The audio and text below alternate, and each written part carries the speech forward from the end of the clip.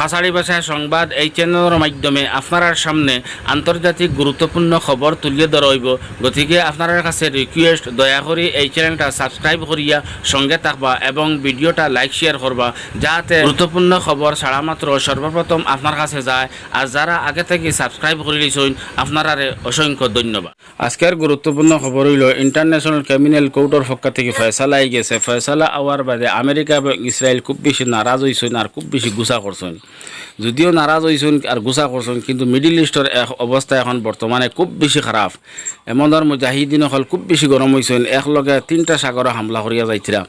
America এবং ইসরায়েলের জাহাজের খেদাইয়া নিয়া ধ্বংস করা, ইসরায়েলের 3টা জাহাজ ধ্বংস করছেন এবং ইসরায়েলের ভিতরে 7 দিক থেকে হামলা চলের।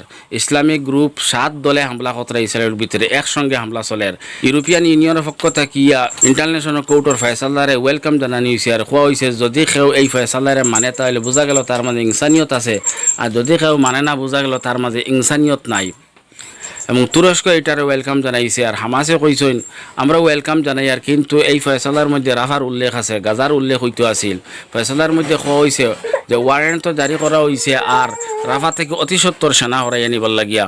আর এই কোর্টের এই ফয়সালার সৌদি আরবে ওয়েলকাম জানাইছে। এখন আমেরিকার ইসরায়েল একলা হয়ে যার, প্রত্যেক দেশে এই ফয়সালারে সাপোর্ট করে। তো দুনিয়া একবার, আমেরিকার ইসরায়েল একবার।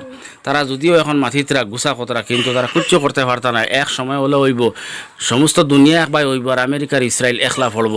তখন তারা কৌটোর বিপক্ষে যদিও মাথিতা না, কিন্তু তারা চুপ থাকতে লাগবো, কারণ মাতলেও তারা বিহুদি বনবা। তো ইসরায়েল আর ফিলিস্তিন নিয়ে যে যুদ্ধ আরম্ভ হয়েছে, এই যুদ্ধগুলো শেষ হওয়ার কোনো লাইন দেখা যান না। কারণ ইসরায়েলের যুদ্ধ আরম্ভ করার মুখ্য উদ্দেশ্য হইয়া থাকলো যে ফিলিস্তিনের মানুষের ফিলিস্তিনতেই খেদানি এবং গ্রেটার ইসরায়েল বানানি, ইসরায়েলের দেশে বড় বানাইতো আর মসজিদ আকসার মধ্যে হাইকলে সুলেমানি বানানি। তো ফিলিস্তিনের মানুষের তো খেদানি সম্ভব না, আর এটার সাথ দেয় আমেরিকায়। গতিকে এই যুদ্ধটা বন্ধ হওয়ার কোনো লাইন দেখা যান না। আর এই যুদ্ধই গিয়ে বোমার দিকে টানের এবং বিশ্বযুদ্ধের দিকে টানিয়ে নেয়। গতিকে যুদ্ধটা বন্ধ আর কোনো লাইন দেখা যান না।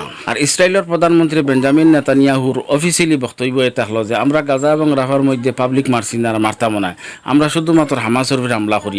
আর কৌটোর এই ফয়সালা আওয়ার বাদে ইসরায়েলে রাফার মধ্যে কৌটোর এই ফয়সালার জবাব দিতে গিয়ে রাফার মধ্যে খুব বেশি বোমবারি আরম্ভ করছে। বর্তমানে সবসময় মানুমতরা আর খুব বেশি হামলা চলে। আমেরিকা ইসরায়েলের প্রধানমন্ত্রী বেঞ্জামিন নেতানিয়াহুর ওলা মহব্বত ফাগল হয়েছে যে দুনিয়া তার কুচ্ছু তারা চৌকে দেখতরা না। গাজা এবং রাফার মধ্যে বেগুনা হুরতা মতরা এবং বোমবারি করেন মানুষ অনর্গল মতরা, এখানে আমেরিকা কোনো অবস্থাতে দেখেন না। আমেরিকার সিনেটারে কইতরা যে ইসরায়েলে হামাসের উপরে অপারেশন চালার, হামাসের লাগে আতঙ্কবাদী খতম করবার লাগিয়া আমরা কোনোদিন আতঙ্কবাদীর পক্ষে যাইতে পারতাম না।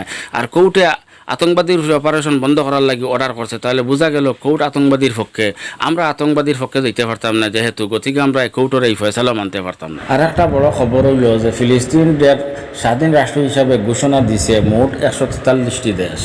আর বর্তমানে 3টা দেশের স্বাধীন রাষ্ট্র হিসাবে ঘোষণা দিছে। একটা তার স্পেন, 2 নম্বরে আয়ারল্যান্ড, 3 নম্বরে নরওয়ে। ইন্টারন্যাশনাল ক্রিমিনাল কোর্ট থেকে ফয়সালা আইছে যে ইসরায়েলে গাজা এবং রাফা থেকে তার সেনা হরাইয়া নিত এবং রাফা আর গাজার মধ্যে তার হামলা টোটালি বন্ধ করত। কিন্তু কোর্টের ফয়সালাটা ইসরায়েল এবং আমেরিকায় মানতে রাজি না। সমস্ত দুনিয়ায় কোর্টের এই ফয়সালারে মানিয়ে নিছে, পশ্চিমা সব দেশে মানিয়ে নিছে, কিন্তু ইসরায়েলে মানতে রাজি না।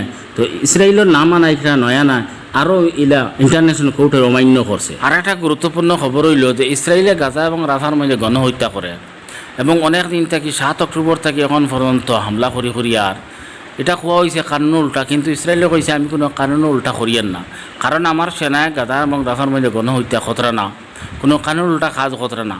কিন্তু একটা ভিডিও বাইরে লইছে যে ইসরায়েলি সেনায় এক বাড়িতে আমার আলমারিতে গিয়ে কোরআন শরীফ বার করিয়ে তারা জ্বালাইছেন। এটা কোরআন শরীফের লগে বেয়াদবি করছেন, এটার একটা ভিডিও বাইরা লইছে।